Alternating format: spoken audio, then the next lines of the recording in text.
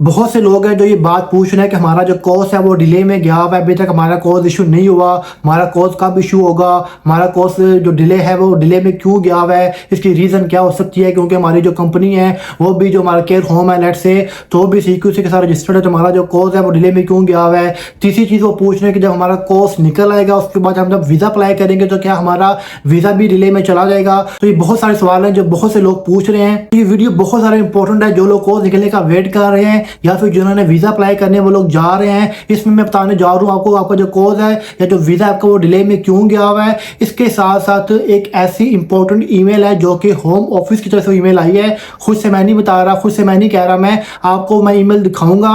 उस ईमेल में बहुत ज़्यादा इंपॉर्टेंट इंफॉर्मेशन है, खासतौर पर जिन लोगों ने कोर्स अप्लाई किया हुआ है या जिन लोगों ने वीज़ा अप्लाई वो लोग करने जा रहे हैं। तो बहुत ही इंपॉर्टेंट वो ईमेल है, वो मैं आपको पढ़ के सुनाऊंगा। तो गाइस आपने वीडियो को एंड तक देखना, स्किप नहीं करना, इसमें बहुत इंपॉर्टेंट इन्फॉर्मेशन है आज की वीडियो में। तो गाइस देख इस बात की स्टार्ट करिए आज की वीडियो को।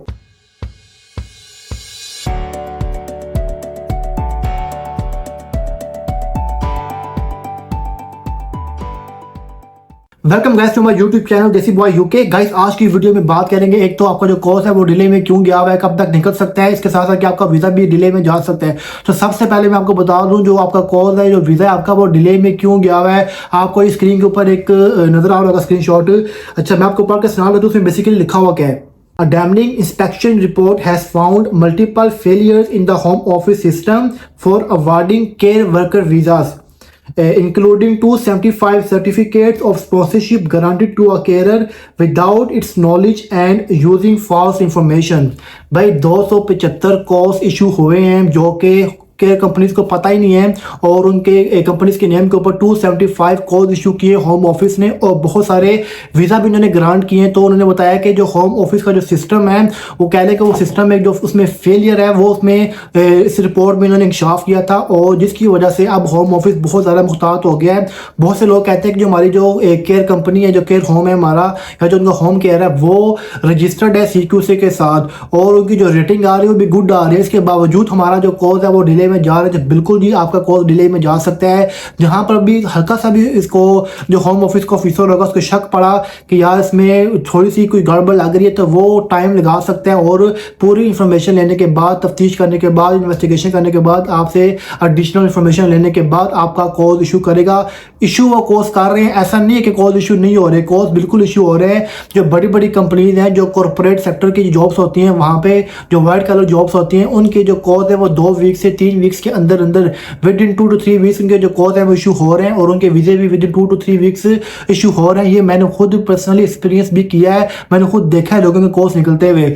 अब बात करें जो दूसरे काम होते हैं, जैसे कह लें कि कोई लेबर की जॉब होगी, या फिर कह लें कि रेस्टोरेंट की जॉब होगी, कोई कैमरामैन की जॉब होगी, या फिर केयर वर्कर्स की जॉब होगी, तो कोई कंस्ट्रक्शन की जॉब होगी। ऐसे जो केयर वर्कर्स होते हैं इनमें थोड़ा सा ये कह लें कि फेक डॉक्यूमेंट बनाना एज कम्पेयर टू जो कॉर्पोरेट कंपनीज होती है उनके मुकाबले में बड़ा आसान होता है। तो जो होम ऑफिस है वो बहुत ज्यादा डीप में जाके फिर इन्वेस्टिगेशन कर रहा है। मैं फिर से बता रहा हूँ कॉल इशू हो रहे हैं, आपने डिसअपॉइंट नहीं होना कि हमने हमारे 1 महीना गुजर गया, हमने अप्रैल से अप्लाई किया हुआ है, क्योंकि अप्रैल से पहले जितने कोर्स पेंडिंग में थे वो तो कैंसिल हो गए 2 अप्रैल से पहले। तो जिन्होंने 4 अप्रैल के बाद दोबारा से अप्लाई किए हुए हैं तो तकरीबन 1 महीने से ऊपर हो गए। तो आपने डिसअपॉइंट नहीं होना बिल्कुल भी, कोर्स आपका निकल आएगा। अगर आप काम आपका जेन्युइन है, कोर्स आपका निकल आएगा। खाली सिर्फ वो चेक कर रहे हैं, इंस्पेक्शन हो रही है कि क्या वाकई आपको कोर्स इशू होना चाहिए या नहीं, इसमें कोई गड़बड़ तो नहीं है।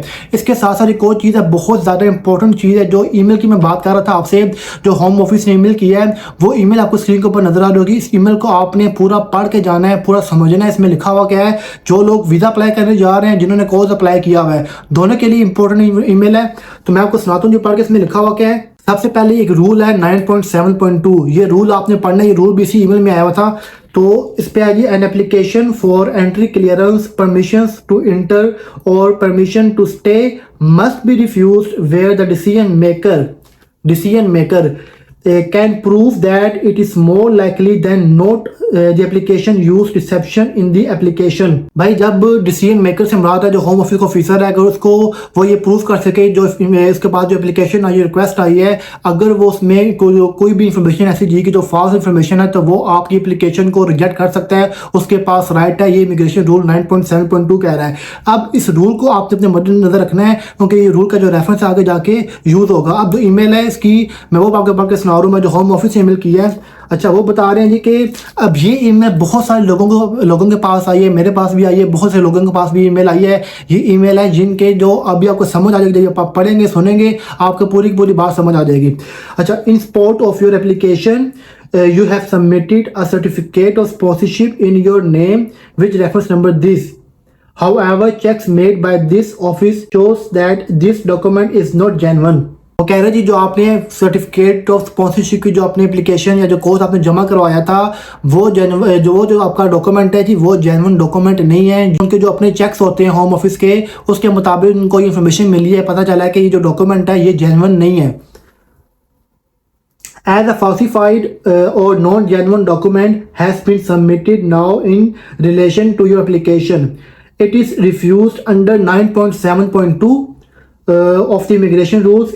In view of this, I am not satisfied of your genuine intention in traveling to the United Kingdom. वो कह रहा है 9.7.2 इमिग्रेशन रूल्स के मुताबिक मैं सेटिस्फाइड नहीं हूँ और मैं आपका जो ये एप्लीकेशन है कोर्स की वो मैं रिजेक्ट कर रहा हूँ। I am satisfied that you deliberately provided a non-genuine cause and it was your intention to deceive us by providing false document in order to gain documents from the Secretary of State. Your application falls from mandatory refusal under 9.7.2 of the investigation rules. वो कह रहा है कि हम इस बात पे मैं सेटिस्फाइड हूँ कि आपने जानबूझ के हमें जेन्युइन कोर्स जमा नहीं कराया, आपने हमें फॉल्स डॉक्यूमेंट जमा कराया है। फॉल्स डॉक्यूमेंट्स की कोर्स की बात हो रही है, सर्टिफिकेट ऑफ स्पॉन्सरशिप की बात हो रही है कि वो किसी बंदे ने जब ये वीज़ा के लिए अप्लाई बेसिकली करने वो जा रहा था, मैं बता दूँ आपको उसका बैकग्राउंड, तो उसने क्या किया है कि उसने फॉल्स कोर्स जमा कराया यानी कि फेक कोर्स उसने जमा कराया है। तो होम ऑफिस को पता चल गया था कि ये फेक कोर्स है, तो उसने वो जो होम ऑफिसर है वो बोल रहा है कि हमें जो चेक्स हमारे उसके मुताबिक ये जो आपने कोर्स जमा कराया वो फॉल्स कोर्स है और हम सेटिस्फाइड हैं और हम आपकी जो एप्लीकेशन है इसको रिजेक्ट कर रहे हैं और हम इस बात पे मुतमईन है, सेटिस्फाइड है कि आपने जानबूझ के हमें ये 2 नंबर डॉक्यूमेंट आपने फॉल्स डॉक्यूमेंट हमें सबमिट करवाया है। अगला जो पैराग्राफ है इसका ये बहुत ज़्यादा इंपॉर्टेंट है, आपने समझना है जी। You should note that because this application for entry clearance has been refused under 9.7.2 of the immigration rules, any further application will also be refused under ये सेक्शन के नाम दिए हुए, रूल्स के नाम दिए हुए हैं। refusal under 9.8.1a and b and 9.8.7.f of the immigration rules attracts an automatic refusal period of up to 10 years. This period starts from the date of this refusal. तो भाई जिसने ये फॉल्स डॉक्यूमेंट जमा कराया था उसकी तो वाट लग गई है। अब वो कोई भी एप्लीकेशन जमा कराता है, अगर लेट से वो उसका तो ये वाला जो ज़ाहिर बात है ये इसने कोर्स जमा कराया तो ये वर्क वीज़े पे यूके आना चाह रहा था। अब इसका ये वाला वीज़ा भी रिजेक्ट हो गया, इसके साथ साथ 10 साल तक के लिए वो बैन भी हो गया है और वो जब भी कोई कह लें कि वर्क वीज़े के अलावा अगर वो कोई स्टडी वीज़ा पे यूके आना चाह रहा हो तो तभी भी नहीं आ सकता वो। अगर वो विजिट वीज़ा पे यूके आना चाह रहा हो तब भी नहीं आ सकता। किसी भी वीज़े पे अगर वो यूके आना चाहेगा, अप्लाई करना चाहेगा तो 10 साल तक के लिए उसका ऑटोमेटिकली वो रिफ्यूज़ हो जाएगा, उसको वीज़ा ग्रांट नहीं होगा। तो ये देख लें यार कितना बड़ा उसके लिए नुकसान है। जिस बंदे ने, अब क्या पता ये भी पॉसिबल है कि जिस बंदे ने जो एक्चुअल बंदा था जिसके नाम के ऊपर जिसके ऊपर वो नाम था पर्सन का, क्या पता उसको ना पता हो कि ये जो कोर्स है वो फेक है या ये जो कोर्स है ये जेन्युइन नहीं है। क्योंकि हो सकता है उसने भी किसी एजेंट के थ्रू अप्लाई करवाया हो और एजेंट ने कहा हो कि आपका कोर्स निकल के आ गया है, एजेंट अपने पैसे ले लिए हो। ये अक्सर ऐसा ही होता है और ऐसा ही हुआ होगा क्योंकि नॉर्मल बंदा ऐसे काम नहीं करता, ये एजेंट ही ऐसे काम करते हैं, 2 नंबर काम करते हैं। और हो सकता है कि एजेंट ने ये काम किया हो और एजेंट ने पैसे लेकर साइड भी हो गया हो तो बोलेगा जी आपको वो तो क्या पता इसको ईमेल भी ना दिखाई वाली, क्योंकि उन्होंने ईमेल अपनी दी होती है कि ताकि ऐसी कोई ईमेल आए भी तो वो ये ईमेल उनको शो ना हो, कस्टमर को शो ना हो। तो वो क्या करेगा जी, अब उसका तो पैसे लेकर वो साइड भी हो गया हो तो बोलेगा भाई आपका वीज़ा रिजेक्ट हो गया, 10 साल के लिए बैन हुआ। नुकसान किसका हुआ? जिस बंदे ने यूके आना था उसका नुकसान हुआ। अब ना वो वीज़ा पे यूके आ सकता है, अब ना वो कह लें कि कोई भी वीज़ा लेके यूके में 10 साल तक नहीं आ सकता। और जो डेट स्टार्ट होगी उन्हें बता दें कि ये डेट स्टार्ट हो जाएगी आज की डेट से। तो ये आप देख लें, मैं हमेशा बात करता हूँ कि कोर्स अगर आपका निकल आया, आपने अप्लाई किया हुआ है, पहले आपने मेक श्योर करना है आपने जिस चैनल के थ्रू आपने अप्लाई किया हुआ है वो चैनल जेन्युइन होना चाहिए, कोई फेक ना होना चाहिए। जब आपका कोर्स निकल आएगा तो आपने खुशी नहीं मानी कि मेरा कोर्स निकल आया है, आपने वेरीफाई करना है कि आपका कोर्स जेन्युइन है या नहीं है। अब वेरीफाई आपने कैसे करना है, आपने एक तो जिस जगह से आपका कोर्स आएगा, लेट्स से आपको ईमेल आती है कि कोर्स निकल आया आपका और उसमें ईमेल में आपका कोर्स अटैच होता है, सॉरी।